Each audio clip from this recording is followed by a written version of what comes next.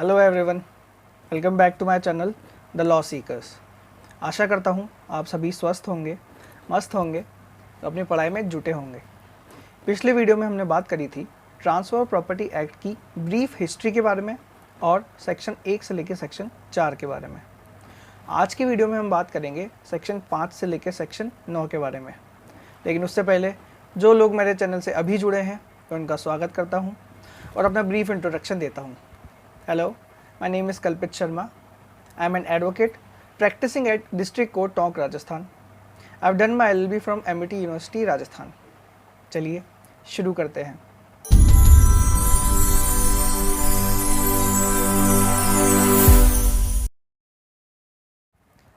Section 5 से लेकर 9 के बीच में हम बात करेंगे कि ट्रांसफ़र प्रॉपर्टी होता क्या है, प्रॉपर्टी ट्रांसफ़र कौन सी की जा सकती है, प्रॉपर्टी को ट्रांसफ़र कौन कर सकता है, प्रॉपर्टी के ट्रांसफ़र का इफ़ेक्ट क्या होगा और प्रॉपर्टी कैसे ट्रांसफ़र की जा सकती है। सबसे पहले सेक्शन 5 में ये बताया गया है कि ट्रांसफ़र ऑफ प्रॉपर्टी होता क्या है। सेक्शन 5 के अकॉर्डिंग आगे आने वाले सभी सेक्शन के अंदर ट्रांसफ़र प्रॉपर्टी का मतलब ये होगा कि it is an act by which a living person conveys property to other living person. जैसे कि हमने पहले भी बात करी है कि ट्रांसफ़र ऑफ प्रॉपर्टी एक्ट 1882 सिर्फ और सिर्फ लिविंग पर्सन्स के बीच में ट्रांसफ़र की बात करता है, नॉन लिविंग पर्सन्स की बात यहाँ पर नहीं होती है। तो यहाँ पे लिविंग पर्सन को ही प्रॉपर्टी ट्रांसफ़र की जाएगी। ऐसा कन्वेंस प्रेजेंट में हो सकता है और फ्यूचर में हो सकता है। ऐसे कन्वेंस को वो दूसरे व्यक्तियों को कर सकता है, स्वयं को कर सकता है, स्वयं के साथ साथ दूसरे व्यक्तियों को भी कर सकता है। ट्रांसफ़र ऑफ प्रॉपर्टी में लिविंग पर्सन का मतलब इंक्लूड करता है कंपनी को, बॉडी ऑफ इंडिविजुअल को और एसोसिएशंस को, भले ही वो इनकॉर्पोरेट हो रखे हों या ना हो रखे हों।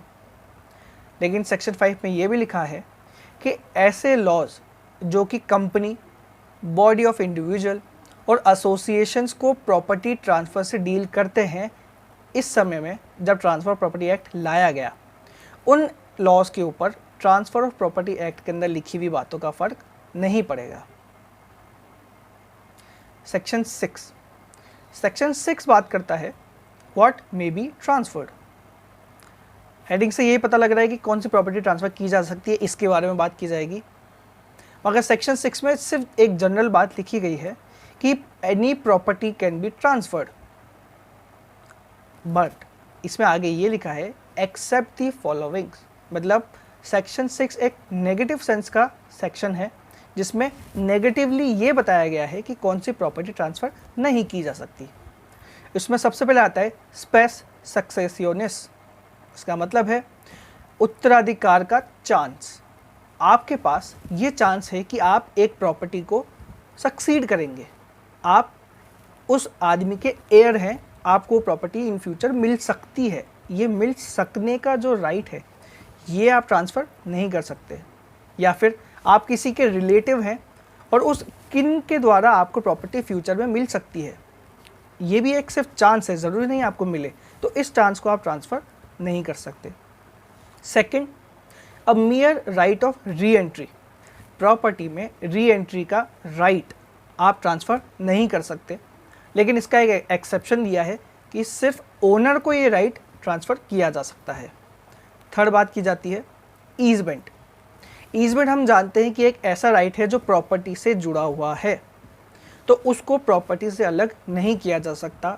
इसका मतलब सिर्फ आप एक ईजमेंट का राइट ट्रांसफ़र नहीं कर सकते, आपको प्रॉपर्टी ट्रांसफ़र करनी होगी, उसके साथ जितने भी ईजमेंट जुड़े हुए हैं वो तब ट्रांसफ़र हो सकते हैं।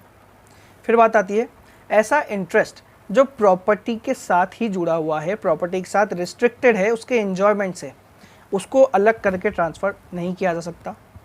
फ्यूचर मेंटेनेंस का राइट, आपके पास ऐसा राइट है कि आपको फ्यूचर मेंटेनेंस मिलेगा, तो सिर्फ ऐसे राइट को आप ट्रांसफ़र नहीं कर सकते। आगे बात आती है अ मियर राइट टू सू। आपके पास किसी व्यक्ति के ऊपर केस करने का, उसके खिलाफ सू करने का राइट है। सिर्फ ऐसे राइट को, केवल मात्र इस राइट को आप ट्रांसफ़र नहीं कर सकते। आप किसी दूसरे व्यक्ति को ये नहीं बोल सकते कि मेरा राइट टू सू है, मैं आपको देता हूँ, आप जाके उसके खिलाफ केस फाइल कर लीजिए, जो भी आप जीतेंगे हारेंगे वो आपके पास है। ऐसा आप नहीं कर सकते। आगे बात आती है पब्लिक ऑफिस ट्रांसफ़र नहीं किया जा सकता। आपको जब आप फ्यूचर में आप जजेस बनेंगे या दूसरे कोई भी अधिकारी बनेंगे तो आपको एक पब्लिक ऑफिस दिया जाएगा।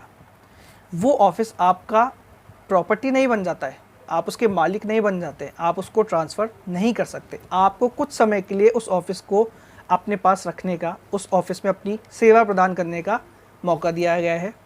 वो आपकी प्रॉपर्टी नहीं हो गई, इसलिए आप उसको ट्रांसफ़र नहीं कर सकते। आगे मिलिट्री, एयरफोर्स और नेवल जो होते हैं ऑफिसर्स, उनको जो स्टाइपेंड्स दिया जाता है वो भी वो ट्रांसफ़र नहीं कर सकते। आगे no transfer can be made, ऐसी प्रॉपर्टी का जो कि बाय नेचर ही अनट्रांसफरेबल है, उनका नेचर ही ऐसा है कि उनको ट्रांसफ़र नहीं किया जा सकता, तो उनको ट्रांसफ़र नहीं कर सकते। आगे ऐसा ट्रांसफ़र जिसका ऑब्जेक्ट और जिसकी कंसिडरेशन अनलॉफुल है वह भी ट्रांसफ़र नहीं हो सकते। इंडियन कॉन्ट्रैक्ट एक्ट के अंदर गवर्न किए गए हैं ऐसे ऑब्जेक्ट और ऐसी कंसिडरेशन जो कि अनलॉफुल होंगी। आप वहाँ जाके देख लीजिए, जो जो ऑब्जेक्ट और कंसिडरेशन अनलॉफुल है उनके तहत भी कोई भी ट्रांसफ़र नहीं किया जा सकता। आगे ऐसा व्यक्ति जो कि लॉफुली डिस्क्वालीफाइड है, लीगली डिस्क्वालीफाइड है फ्रॉम बीइंग ए ट्रांसफरी, ऐसे व्यक्ति को आप प्रॉपर्टी ट्रांसफ़र नहीं कर सकते। अंत में ऐसे टीनेंट जिनके पास अनट्रांसफरेबल राइट ऑफ ऑक्यूपेंसी है, नाम से ही पता लग रहा है अनट्रांसफरेबल, उनके पास इंटरेस्ट है जो कि अनट्रांसफरेबल है, जिसको ट्रांसफ़र नहीं किया जा सकता, ऑफ बीइंग ए टीनेंट बनने का उनके पास एक अनट्रांसफरेबल इंटरेस्ट है, उसको ट्रांसफ़र नहीं कर सकते। ऐसे फार्मर्स जो कि एक ऐसी एस्टेट के फार्मर है जिसके लिए रेवेन्यू भरने में डिफ़ॉल्ट किया गया है, ऐसे एस्टेट का फार्मर होने का जो इंटरेस्ट है उस व्यक्ति के पास, वो इंटरेस्ट वो ट्रांसफ़र नहीं कर सकता। और ऐसी एस्टेट जिसकी लीज हो रखी है, उसका लेसी जो कि एक कोर्ट ऑफ वार्ड के अंदर मैनेजमेंट में आती है, ऐसी प्रॉपर्टी का लेसी अपना लेसी होने का इंटरेस्ट भी ट्रांसफ़र नहीं कर सकता।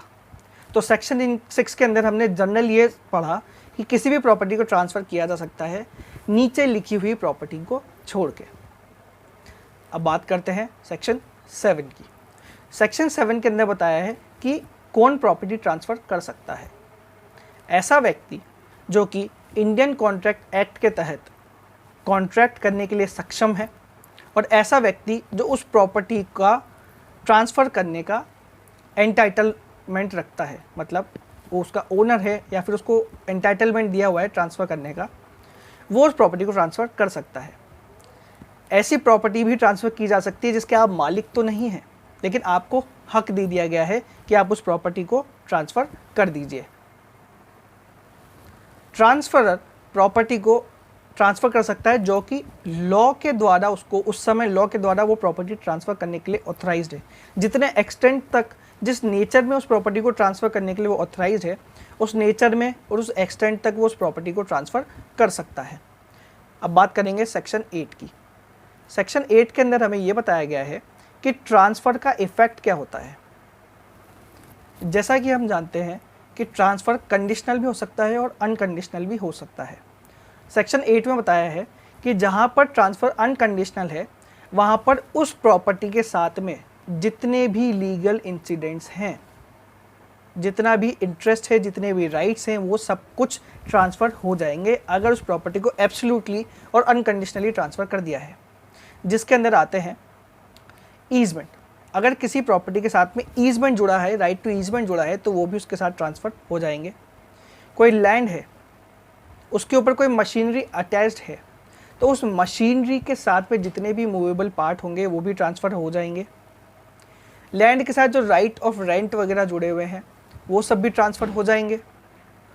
मगर जो भी रेंट अराइज हो रहे हैं किसी प्रॉपर्टी के, किसी लैंड के, वो रेंट फ्यूचर में जो एक्रू होंगे वो सब भी ट्रांसफ़र होंगे।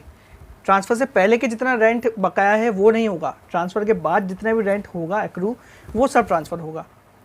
कोई भी डेट है या फिर एक्शनेबल क्लेम है तो उस डेट के लिए जितनी भी सिक्योरिटी रखी हुई है वो भी उस डेट के साथ में ट्रांसफ़र हो जाएगी।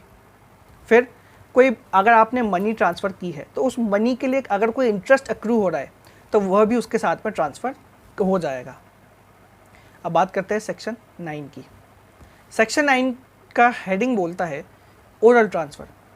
सेक्शन 9 के अंदर ये लिखा हुआ है कि ऐसी प्रॉपर्टी जिनके लिए स्पेसिफिकली ये नहीं बोला गया है कि उनका रिटर्न में ट्रांसफ़र होना चाहिए, उन सब प्रॉपर्टी का ओरली ट्रांसफ़र हो सकता है।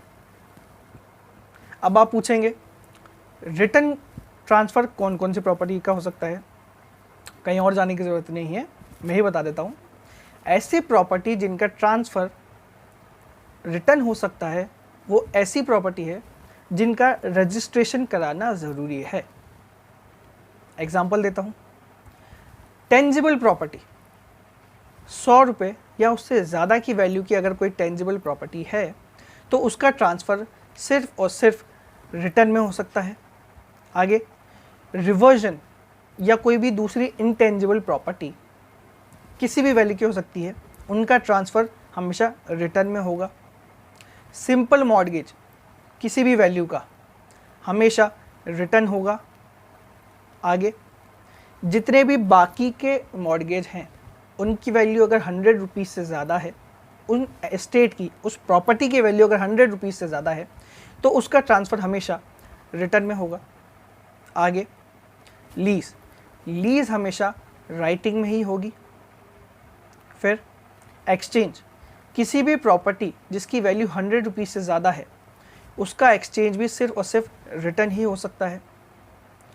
फिर गिफ्ट, किसी भी प्रकार का गिफ्ट वो 0 से लेके किसी भी वैल्यू का हो सकता है, वो हमेशा रिटर्न ही होगा। फिर एक्शनेबल क्लेम का ट्रांसफ़र हमेशा रिटर्न ही होता है। तो सेक्शन 5 से लेके सेक्शन 9 तक की आज हमने बात कर ली। आज के लिए बस इतना ही। उम्मीद करता हूँ ये वीडियो आपको पसंद आया होगा। अगर वीडियो पसंद आया है तो इस वीडियो को लाइक करें, शेयर करें, अपने सजेशंस कमेंट सेक्शन में कमेंट करें, मेरे चैनल को सब्सक्राइब करें, बेल आइकन को प्रेस करें ताकि आगे आने वाले जितने भी वीडियोस हैं उनकी नोटिफिकेशन आप तक पहुंच सके। मेरे चैनल और मेरे वीडियोस को अपने दोस्तों के साथ शेयर करें। जय हिंद, जय भारत।